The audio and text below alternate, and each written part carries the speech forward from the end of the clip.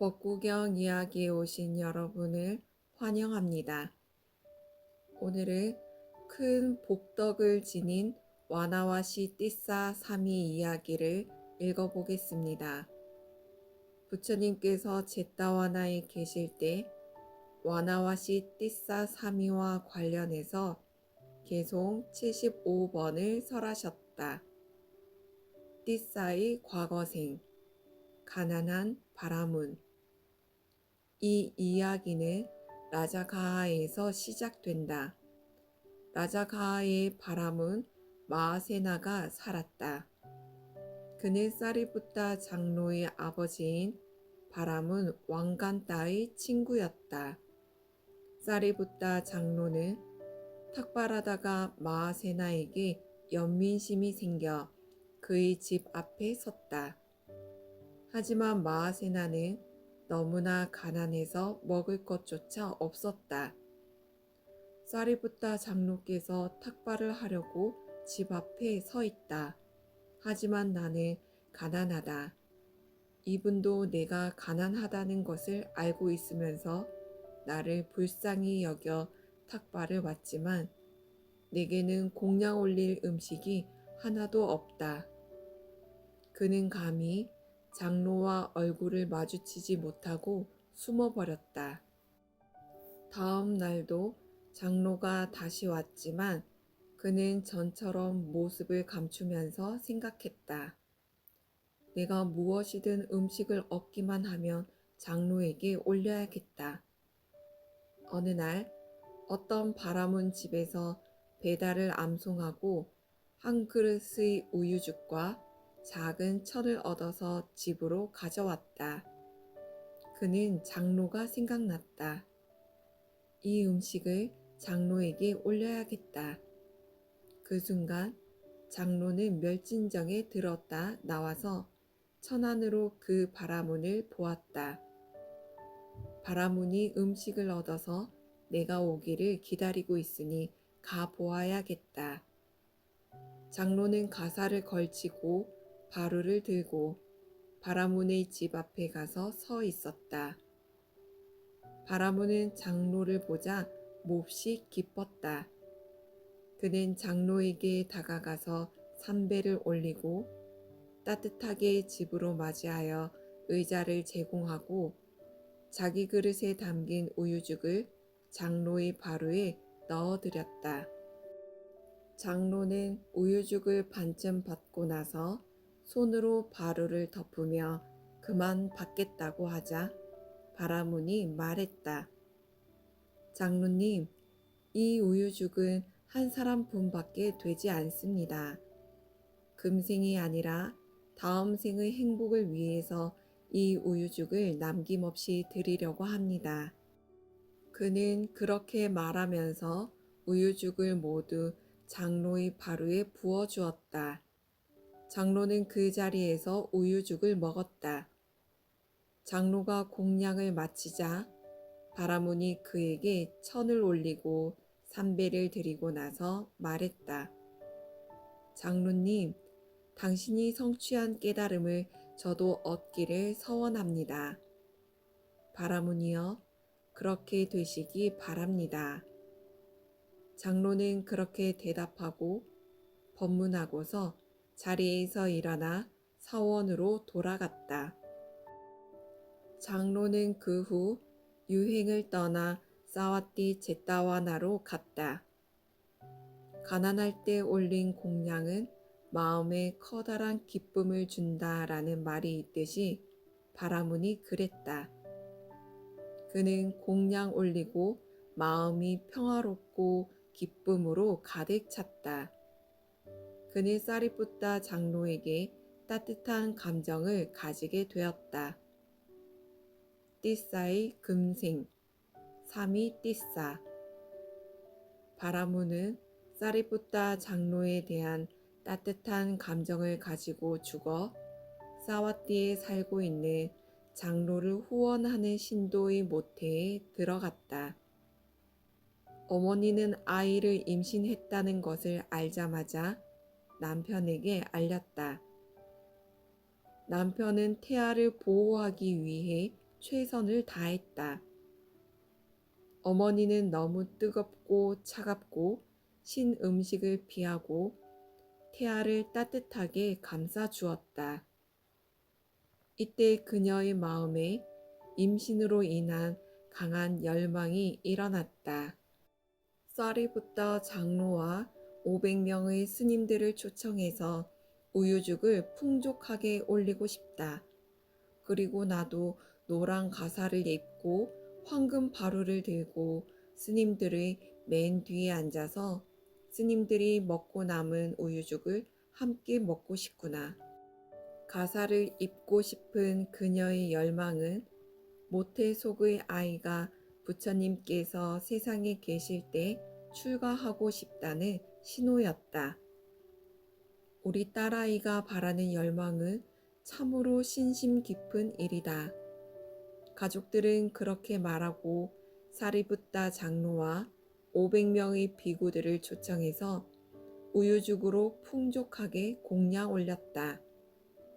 그녀도 윗가사와 아랫가사를 걸치고 황금 바루를 들고 스님들의 맨 뒤에 앉아서 스님들이 남긴 음식을 함께 먹었다. 그러자 열망이 가라앉았다. 10달이 차서 그녀는 아들을 낳았다. 그녀는 아들을 낳기 전과 후에도 잔치를 열어 사리부타 장로와 500명의 비구들에게 꿀과 우유와 쌀로 만든 우유죽으로 공양 올렸다. 이것은 아이의 전생인 바라문이 우유죽을 올렸기 때문이라고 한다. 아이가 태어나자 탄생 축하 잔치가 열렸다. 가족들은 아침 일찍 아이를 목욕시키고 아름다운 옷을 입히고 10만 양의 가치가 있는 보석 담요를 덮어주고 왕처럼 화려한 침대에 눕혀 놓았다. 아이가 침대에 누워 사리부타 장로를 보고 생각했다. 이분은 나의 전생의 스승이다. 이분으로 인해 이 영광을 얻었다. 이분에게 보시하고 싶다. 가족들이 아이에게 계를 받도록 하려고 침대에서 안아들 때 아이가 조그마한 손으로 담요를 꼭 붙잡고 함께 들어 올렸다. 가족들이 외쳤다. 아이가 담요를 붙잡았어. 그리고 담요에서 손을 떼게 하려고 하자 아이가 울음을 터뜨렸다. 아이가 뭘 하든지 놔두어라. 아이를 울리지 마라. 가족들은 담요와 함께 아이를 데리고 갔다. 가족들이 아이를 장로에게 인사시키려고 할 때 아이는 담요에서 손을 떼어 담요가 장로의 발 아래 떨어지게 했다. 가족들은 아기가 장로에게 담요를 보시하고 싶다는 것으로 알고 장로에게 말했다.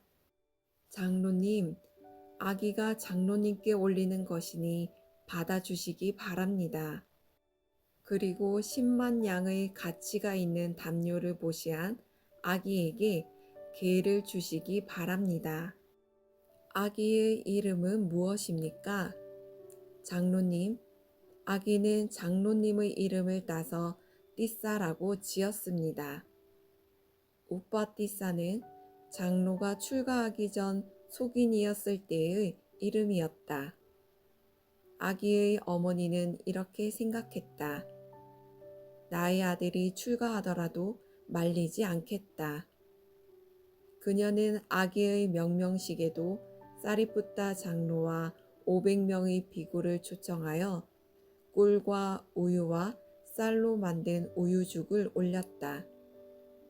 그리고 아기가 음식을 먹게 될 때, 귀의 귀걸이 구멍을 낼 때, 새 옷을 입을 때, 상투를 틀 때에도 잔치를 열고 스님들을 초청하여 공양을 올렸다. 아이가 자라 7살이 되자 어머니에게 말했다. 어머니, 저는 사리붓다 장로 아래로 출가하겠어요. 사랑하는 나의 아들아, 그렇게 하려무나. 나는 오래전에 네가 출가하겠다면 말리지 않겠다고 생각했단다. 그녀는 사리붓다 장로를 집으로 초청하였다. 장로가 도착하자 공양을 올리고 말했다. 장로님, 아들이 출가하고 싶다고 합니다. 오늘 저녁에 아이를 데리고 사원으로 가겠습니다. 그녀는 장로를 보내고 저녁이 되기를 기다렸다가 아들을 데리고 사원으로 갔다.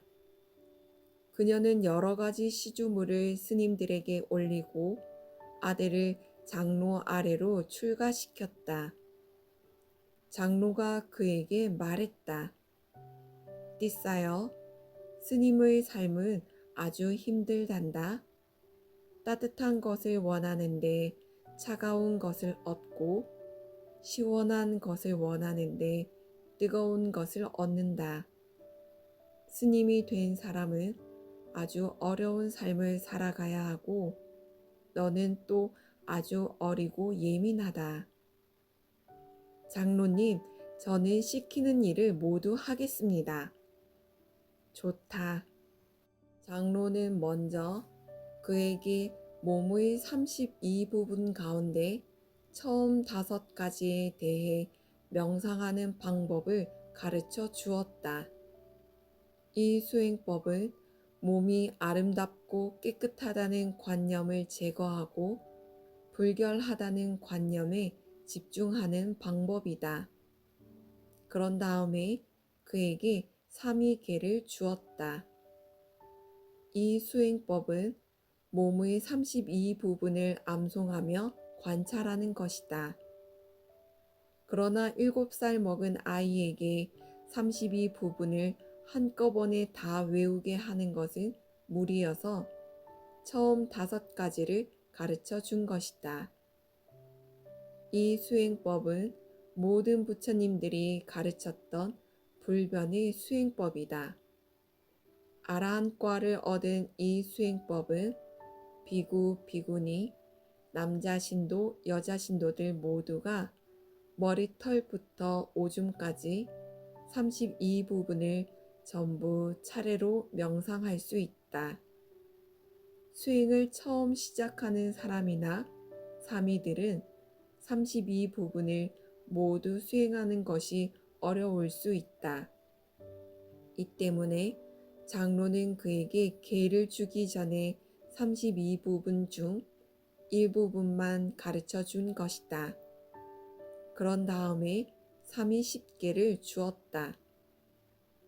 아들의 출가를 축하하려고 부모는 7일 동안 사원에 머무르며 부처님과 스님들에게 오직 꿀과 우유와 쌀로 만든 우유죽으로만 공양 올렸다. 그러자 비구들이 투덜거렸다. 우리는 매일 우유죽만 먹고 살 수 없다. 삼위 부모는 7일째 되는 날 저녁에 집으로 돌아갔고 8일째부터 삼위는 비구들을 따라 탁발을 나갔다. 사와띠의 주민들은 서로 말했다. 찌따 삼위 스님이 오늘 탁발을 나온다고 한다. 그에게 공양을 올려야 한다. 그래서 500개의 천으로 바루 깔개를 만들고 500개의 바루에 음식을 담아서 삼위에게 올렸다. 다음 날에는 사원으로 가서 전날과 똑같이 공양을 올렸다. 이렇게 이틀 동안 삼위는 1000개의 바루와 1000개의 바루 깔개를 받아 스님들에게 나누어 드렸다. 이것은 그가 전생에 바라문일 때 장로에게 작은 천을 올린 복덕이었다. 그래서 비구들은 삼위에게 삔다 빠따 다야까, 즉 탁발 음식을 시주한 자, 띠싸라고 이름 지어 주었다. 아주 추운 어느 날 사미가 사원을 한 바퀴 돌면서 여기저기 불이 있는 방에서 스님들이 몸을 녹이고 있는 것을 보고 말했다. 스님들이시여, 왜 여기 앉아서 몸을 녹이고 계십니까? 사미여, 우리는 너무나 춥다네. 스님들이시여, 추우시다면 담요로 몸을 감싸면 추위를 막을 수 있지 않습니까? 사미여, 그대는 복이 있어서 따뜻한 담요가 있겠지만 우리는 어디서 담요를 얻는가? 스님들이시여, 그러시다면 담요가 필요하신 분은 저를 따라오십시오. 이 말이 사원 전체에 퍼지자 비구들이 말했다. 띠싸사미와 함께 담요를 얻으러 가자. 한 사미 때문에 1,000명의 비구들이 사원을 나섰다. 사미는 어디 가서 1,000명이나 되는 이 많은 대중의 담요를 얻지? 라고 한순간이라도 부정적으로 생각하지 않았다. 그는 비구들을 모시고 성을 향해 출발했다. 자비스런 마음으로 보시한 공덕이 이런 놀라운 힘을 낳게 한다. 사미는 성 밖에서 이 집 저 집을 돌아다니며 500개의 담요를 시주받았다. 성 안으로 들어가자 모든 집에서 담요를 가지고 나왔다. 그때 한 담요 가게 주인이 500개의 담요를 전시하고 가게에 앉아 있었다. 한 남자가 가게 앞을 지나다가 말했다. 주인장, 어떤 사미 스님이 담요를 모으면서 이리로 오고 있어요. 여기 있는 담요를 숨기는 게 좋겠어요. 그가 시주를 받습니까? 아니면 강제로 달라고 그럽니까? 시주를 받고 있습니다. 그렇다면 내가 시주하고 싶으면 하고 하기 싫으면 안 하면 그만 아닙니까? 당신은 그만 가보십시오. 가게 주인은 상관없다는 듯이 말했다. 망령이 난 구두쇠는 사람들이 다른 사람에게 주는 것조차 아까워한다.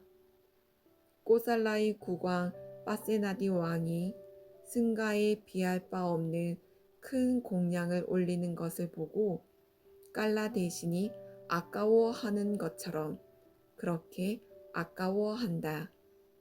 그들은 그로 인해 악처에 떨어진다. 가게 주인은 생각했다. 이 사람은 자기 성격대로 말하는군. 담요를 감추는 게 좋겠다고?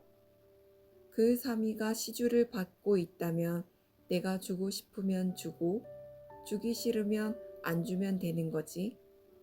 하지만 사람들의 눈에 뻔히 보이는데 안 준다면 좀 부끄럽지. 그렇다고 주기 싫다고 숨긴다면 비난받을 일이지. 그렇지만 이 500개의 담요 가운데 2장은 10만 냥짜리라서 숨기는 것이 좋겠다. 그는 담요 2장을 접어서 담요 더미 속에 집어넣어 숨겼다. 그때 사미가 1,000명의 스님들을 모시고 가게 앞에 왔다. 가게 주인은 사미를 보는 순간 온몸에 기쁨이 흘러넘쳤다.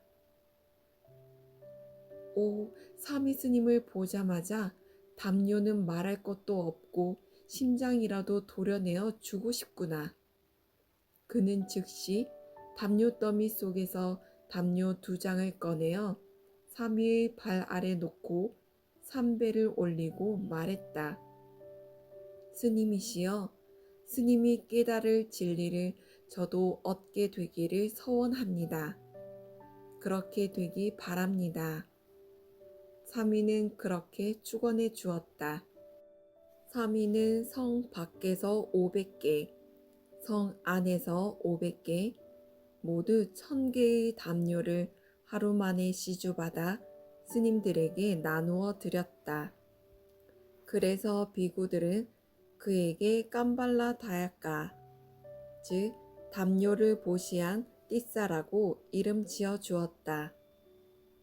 사미는 태어나서 명명식을 한 날 사리붓다 장로에게 담요 한 장을 올린 공덕으로 1000개의 담요를 시주받을 수 있었던 것이다.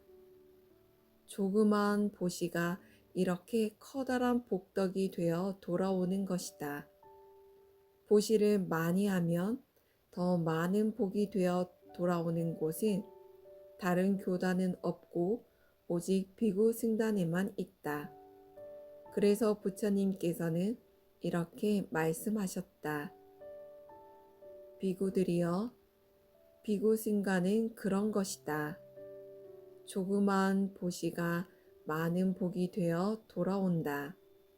큰 보시는 더 많은 복이 되어 돌아온다.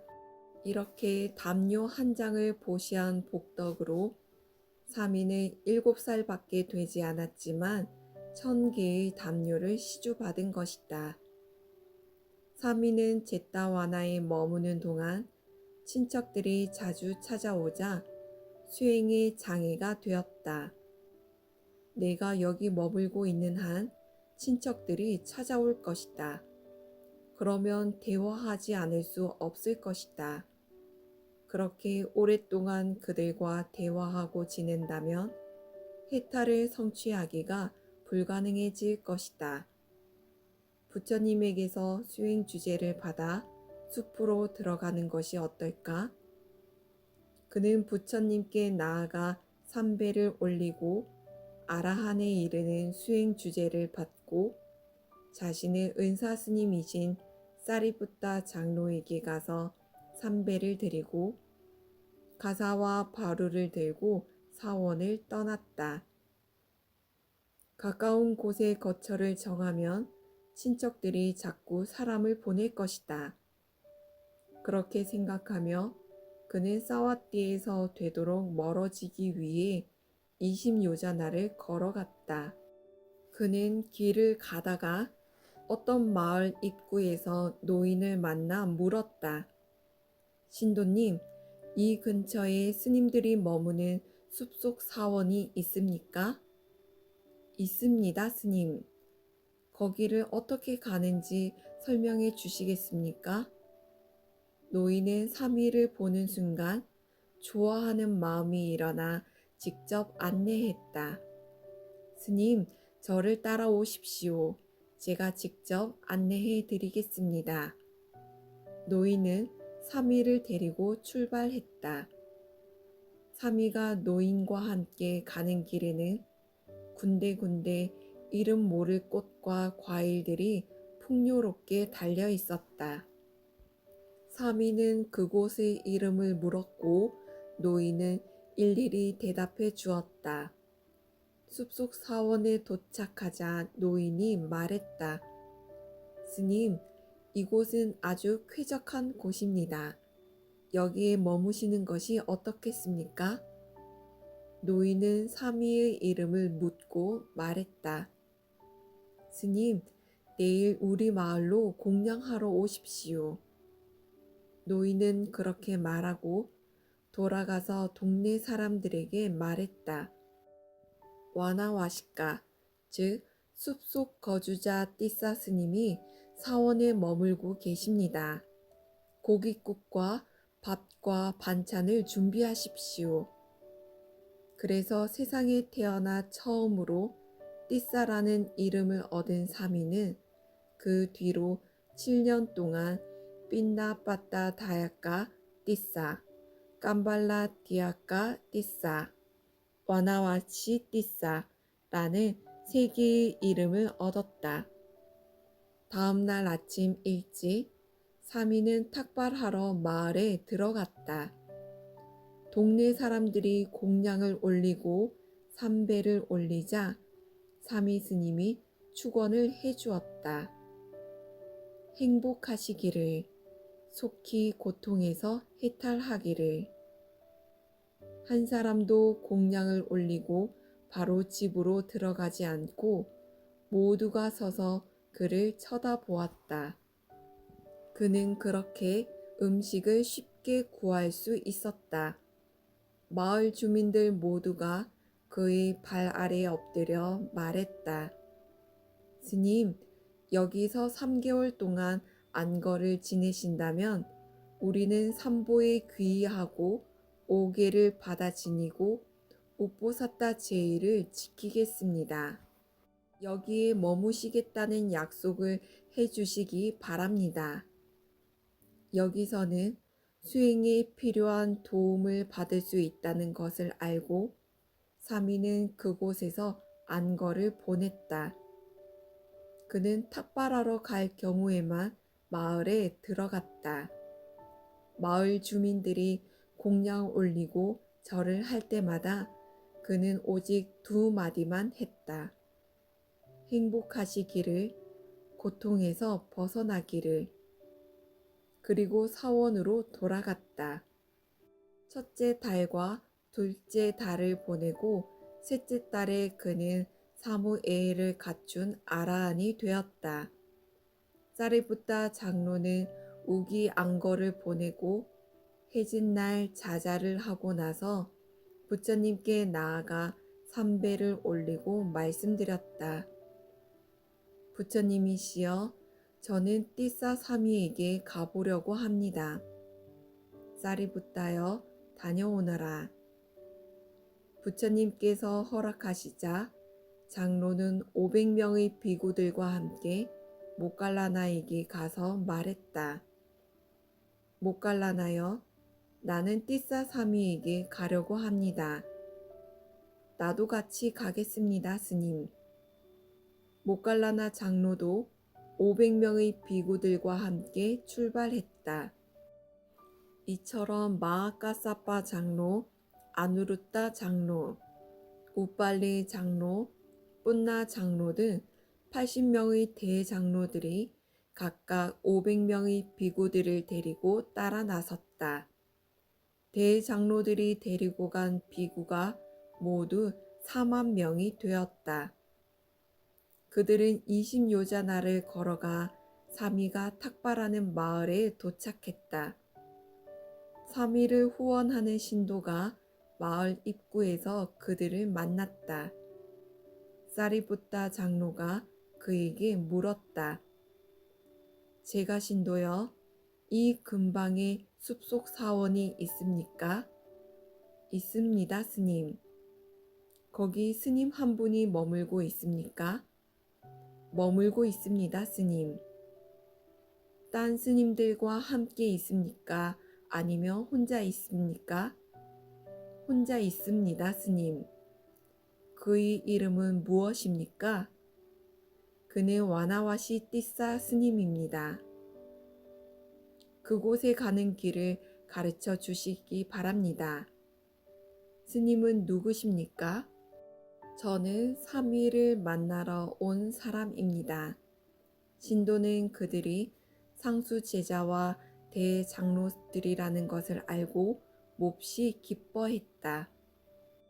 여기서 잠깐만 기다리십시오, 스님. 그는 즉시 마을로 달려가서 외쳤다. 사리부타 장로를 위시해서 80분의 대장로님들이 여기 오셨습니다. 그분들은 각각 500분의 스님들을 데리고 사미 스님을 만나러 왔습니다. 침대와 의자와 이불과 등잔과 기름을 들고 모두 나오시오.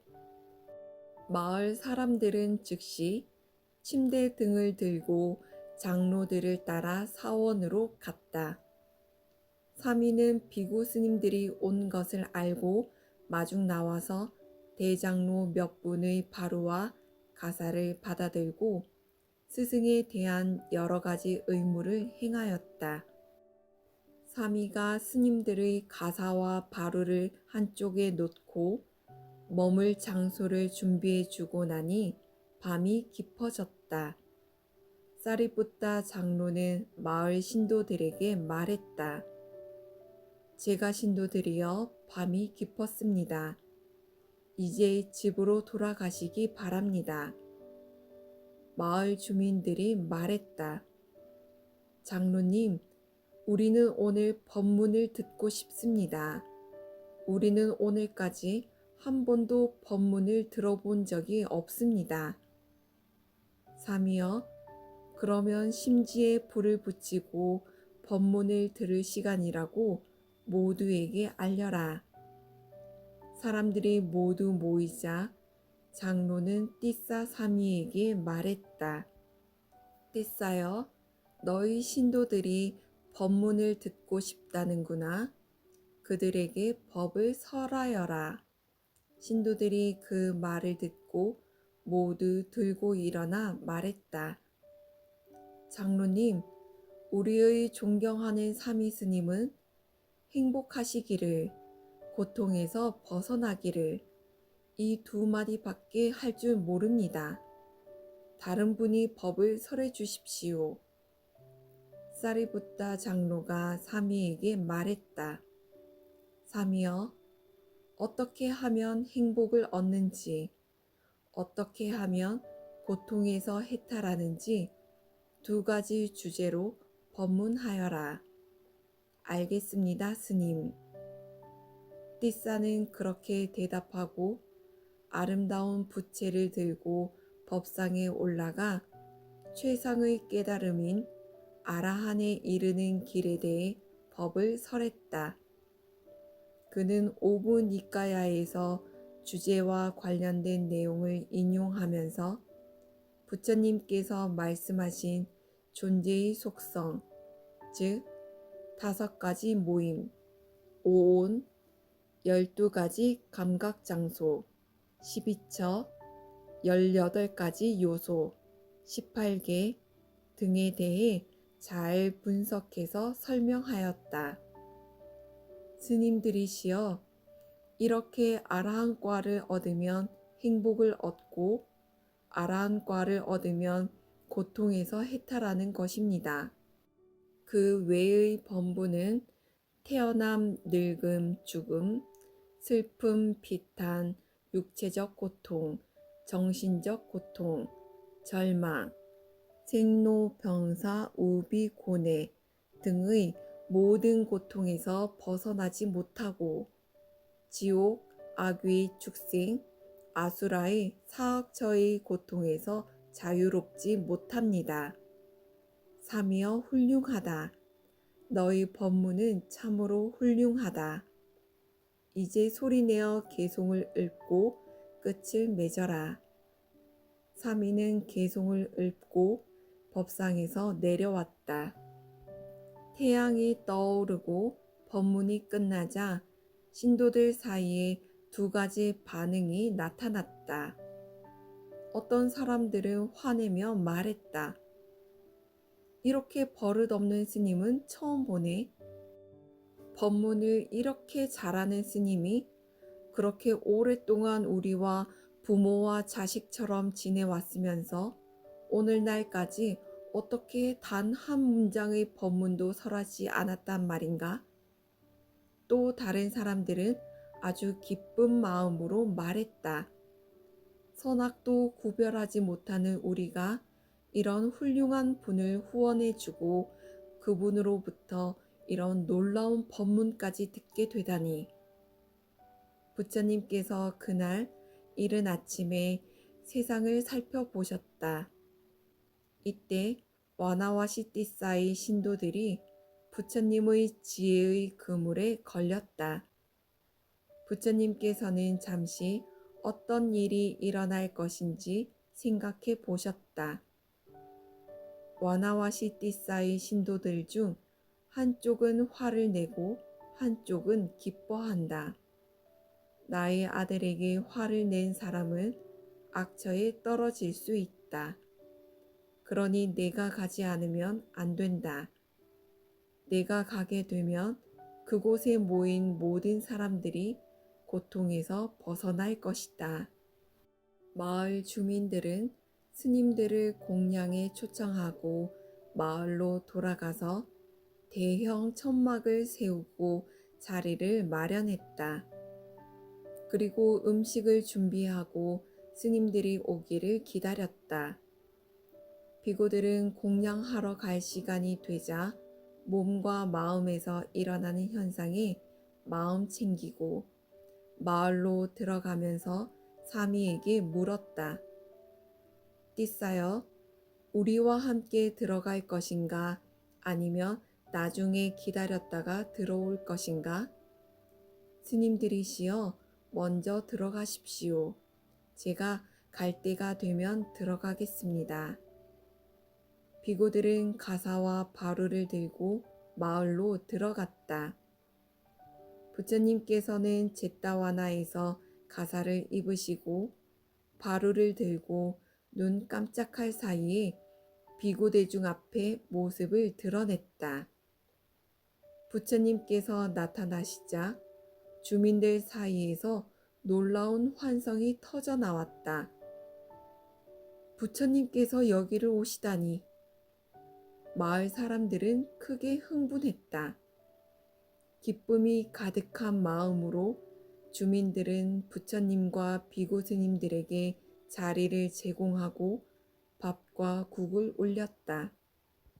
대중 스님들이 공양을 마치기 전에 띠싸 사미가 마을에 들어갔다. 마을 사람들은 그에게 음식을 가져와 올리며 정성을 다했다. 사미는 필요한 만큼 음식을 받아서 부처님께 나아가 바루를 올렸다. 띠싸여, 바루를 나에게 다오. 부처님께서 손을 내밀어 바루를 받아서 장로에게 보여주며 말했다. 사리푸타여, 여기 그대의 제자인 띠싸의 바루가 있다. 장로는 부처님 손에서 바루를 받아 다시 사미에게 돌려주며 말했다. 바루를 들고 적당한 곳에 가서 공양하도록 하여라. 마을 사람들은 부처님과 스님들에게 시중을 든 후에 부처님께 법문을 요청했다. 부처님께서는 이렇게 말씀하셨다. 신도들이여, 그대들은 마을에 온 한 사미 때문에 사리푸타, 모칼라나, 까사빠와 80명의 대장로들을 보게 되는 행운을 얻었다. 내가 여기에 온 것도 순전히 사미 때문이다. 그대들은 순전히 사미 때문에 열애를 보게 된 행운을 얻은 것이다. 이것이 그대들의 행운이다. 아주 커다란 행운이다. 마을 사람들은 생각했다.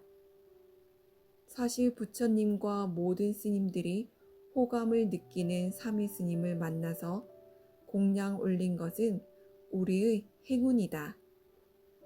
그래서 사미 스님에게 화를 냈던 사람들도 기뻐하게 되었고, 사미 스님에게 만족했던 사람은 더욱 만족하게 되었다. 부처님의 법문이 끝나자 많은 사람들이 수다원과 사다함과 아나함과를 얻었다. 부처님께서는 자리에서 일어나 스님들과 함께 떠나가셨다. 마을 주민들은 마을 밖까지 전송하고 되돌아갔다. 부처님께서 띠싸가 머무는 곳에 도착해서 함께 산꼭대기로 올라가셨다. 산꼭대기에 오르자 바다가 눈에 들어왔다. 부처님께서 사미에게 물었다. 띠싸여, 산꼭대기에 올라서니 무엇이 보이느냐? 바다가 보입니다, 부처님. 바다를 바라보면 어떤 생각이 일어나느냐? 부처님이시여, 제가 시작을 알 수 없는 옛적부터 오랜 세월 윤회하면서 사랑하는 사람과 헤어지는 등 여러 가지 고통을 겪으면서 흘린 눈물의 양이 저 사대양의 물보다 많다고 생각합니다. 띠싸여 훌륭하게 말했다. 실로 그렇다. 그대가 고통을 겪으면서 흘린 눈물이 저 사대양의 물보다 더 많다. 부처님께서는 그렇게 말씀하시면서 개송을 읊으셨다. 슬픔과 비탄에 잠겨 흘린 눈물보다 사대양의 물은 오히려 적다. 오 사람들이여, 그런데도 왜 마음 챙김을 하지 않고 부주의하게 살아가는가? 부처님께서는 또다시 물으셨다. 띠싸여, 그대는 어디에 거주하느냐? 부처님이시여, 이 산등성이에 거주합니다. 여기에 거주할 때 어떤 생각이 일어나느냐? 부처님이시여, 제가 죽어 여기에 들어 누운 숫자는 헤아릴 수가 없다고 생각합니다. 띠싸여, 훌륭하게 말했다. 실로 그렇다. 중생들이 죽어 누워보지 않은 땅이 없다. 부처님께서는 그렇게 말씀하시면서 우빠살하까 자타카를 설하셨다. 바람은 우빠살하까가 아들에게 자기가 죽으면 불가촉 천민들로 더럽혀지지 않은 땅에서 화장을 해달라고 말했다. 아들이 그런 곳이 어디 있는지 묻자 그는 아들을 데리고 기짜굿다에 올라 그 장소를 보여주었다. 그리고 내려오는 도중에 보디사타를 만났다. 보디사타는 팔선정과 오신통을 갖추고 있었다. 그들이 산에 올라갔다 내려온 이유를 이야기하자 보디사타는 우빠살라에게 바로 그 자리가 그를 14,000번 화장했던 자리라고 알려주고 죽음이 없는 불사의 길에 관해 법문했다. 14,000번이나 우빠살라는 이곳에서 화장됐고 사람들은 죽어 누워보지 않은 곳이 없네. 법과 계행이 있는 곳, 중생들에게 해를 끼치지 않는 곳, 금욕과 자제가 있는 곳, 성자는 그곳으로 건너간다네. 죽음이 없는 곳으로.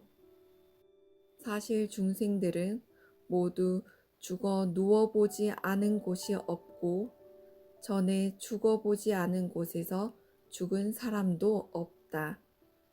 하지만 아난다 장로는 전에 한 번도 죽어보지 않은 곳에서 대열반에 들었다. 아난다 장로가 120세가 되었을 때 수명이 얼마나 남았는지 살펴보고 대열반에 들 때가 가까이 왔다는 것을 알았다. 장로는 사람들에게 선언했다. 오늘부터 일주일 후에 대열반에 들겠습니다. 로히니 강변의 양쪽에 사는 주민들이 이 선언을 들었다. 아난다 장로가 살고 있는 강변 주민들이 서로에게 말했다. 장로께서 우리 쪽에서 대열반에 드실 것이다. 그러니 최대한의 시중을 들도록 하자. 장로께서 이 말을 듣고 생각했다. 강 양쪽 사람에게서 똑같이 후원을 받았다. 이쪽 사람은 나를 후원하지 않았다라고 말할 수 없다. 내가 강변 이쪽에서 대열반에 들면 강변 저쪽 사람들은 나의 사리를 차지하려는 문제로 싸울 것이다. 반대로 저쪽으로 건너가서 대열반에 든다면 이쪽에 거주하는 사람들이 똑같은 문제를 일으킬 것이다. 그래서 싸움이 일어난다면 순전히 나 때문이고 싸움이 멈춰도 순전히 나 때문이다. 그래서 장로는 사람들에게 이렇게 말했다. 강변 이쪽에 사는 사람도 나의 신도이고 강변 저쪽에 사는 사람도 나의 신도입니다. 나의 신도가 아닌 사람이 없습니다. 그러니 강변 이쪽에 사는 사람은 이쪽 강변에 모이고 강변 저쪽에 사는 사람은 강변 저쪽에 모이도록 하시오. 아난다 장로는 일주일 후에 강 한가운데에서 공중에 가부좌를 하고 앉아 강의 양쪽에 있는 대중들에게 법을 설하고 나서 이렇게 결심했다. 나의 몸이 두 쪽으로 갈라져서 한쪽은 이쪽 강변에 한쪽은 저쪽 강변에 떨어져라. 그리고 화강 산매에 들자 장로의 몸에서 스스로 불꽃이 일어나 몸을 태우면서 몸이 두 쪽으로 갈라져 한쪽은 이쪽 강변에 한쪽은 저쪽 강변에 떨어졌다. 주민들은 울며 비탄에 잠겼다. 주민들이 울부짖는 소리가 마치 땅이 쩍 갈라지는 소리처럼 들렸다. 그러나 부처님께서 대열반에 들었을 때 슬퍼하고 울부짖는 소리는 이보다 훨씬 더 애처로웠다. 장로께서 부처님의 가사와 바루를 보관하고 계시는 동안에는 부처님께서 우리 곁에 계시는 것처럼 느꼈는데 이제 스승인 아난다 장로도 대열반에 드셨구나. 사람들은 4개월 동안이나 이렇게 말하며 슬퍼하고 눈물 지었다. 부처님께서 또 사미에게 물으셨다. 띠싸여, 이 숲속에서 표범이나 야생동물의 울부짖는 소리를 들을 때 두렵지 않았느냐? 부처님이시여 두렵지 않았습니다. 오히려 짐승들의 소리를 들을 때 숲속의 삶을 즐거워하는 마음이 일어났습니다. 사미가 이와 같이 말하자 부처님은 60개의 개송으로 숲의 아름다움을 노래했다. 노래가 끝나자 부처님께서 띠싸를 불렀다. 띠싸야, 예 부처님, 나와 함께 사와띠로 가겠느냐? 아니면 여기 남아 있으려느냐? 부처님이시여, 제 은사스님께서 함께 가자고 하면 가고 남아 있으라고 하면 남아 있겠습니다. 부처님께서는 비구 스님들과 함께 출발하셨다. 사리푸타 장로는 띠싸가 남아 있으려고 한다는 것을 알고 말했다. 띠싸여, 네가 여기 남아 있고 싶으면 남아 있어라. 사미는 부처님과 비구 스님들에게 인사를 올리고 자기의 거처로 되돌아갔다. 부처님께서는 제타와나로 돌아가셨다. 비구들이 법당에 모여 법담을 나누었다. 띠싸 사미가 행한 일을 좀 보십시오. 이건 정말 하기 힘든 일입니다. 그가 태어난 날부터 7번이나 잔치를 열어 500명의 비구들에게 오직 꿀과 우유와 쌀로 만든 우유죽으로 공양 올렸습니다. 3위가 되고 나서 일주일 동안 사원에 머물면서 부처님과 500비구들에게 오직 꿀과 우유와 쌀로 만든 우유죽으로 공양 올렸습니다. 8일째 되는 날부터 탁발을 나가서 이틀 동안에 무려 음식이 담긴 1000개의 바루와 1000개의 바루 주머니를 받았습니다. 또 다른 날에는 1000개의 담요를 받았습니다. 그가 여기에 머물면서 받은 이득과 명예는 정말 대단한 것이었습니다. 그러나 이런 이득과 명예를 모두 버리고 숲속으로 들어가 받아 가지고 온 것은 무엇이든 가리지 않고 먹으며 살았습니다. 띠싸사미가 하는 일은 정말 아무나 할 수 있는 일이 아닙니다. 부처님께서 법당에 들어오셔서 물으셨다. 비구들이여, 여기 앉아서 무슨 이야기를 하고 있는가? 비구들이 대답하자 부처님께서 말씀하셨다. 비구들이여, 그렇다. 이득을 얻는 길이 있고 열반을 얻는 길이 있다. 이득을 얻으려는 생각에 숲속에 살며 두타행을 하는 척 꾸미고 이득을 얻는 것에 집착하는 비구에게 사악처로 가는 길이 입을 벌리고 있다. 그러나 열반으로 향하는 길을 걸어가는 사람은 이득과 명예를 바라지 않고 숲속에 들어가 열심히 정진하여 아라한과를 성취한다. 부처님께서는 이 말씀에 이어서 개송을 읊으셨다. 이득을 구하는 길과 열반에 이르는 길이 서로 다르다는 것을 잘 알기에 붓다의 제자들은 이득과 명예를 구하지 말고 홀로 있음에 매진해야 하리라. 이 법문 끝에 많은 사람들이 수다원과 사다함과 아나함과를 성취했다. 법구경 이야기는 여기까지입니다. 주석서에 나오는 홀로 있음에 대한 설명을 읽어보겠습니다. 홀로 있음은 멀리 떠남을 의미합니다. 멀리 떠남에는 세 가지가 있습니다. 첫째, 몸에서 멀리 떠남. 친구들과의 놀이나 세속의 잡다한 일상에서 멀리 떠나 숲에 들어가 홀로 조용히 자신을 돌아보며 마음을 닦는 경우를 말합니다. 즉, 외부의 감각 대상의 유혹에서 벗어나 홀로 머무는 것입니다. 두 번째, 마음에서 멀리 떠남. 팔선정 중 하나에 들어 마음이 일시적으로 번뇌에서 멀리 떠난 경우입니다. 즉, 내면의 욕망에서 벗어나는 것입니다.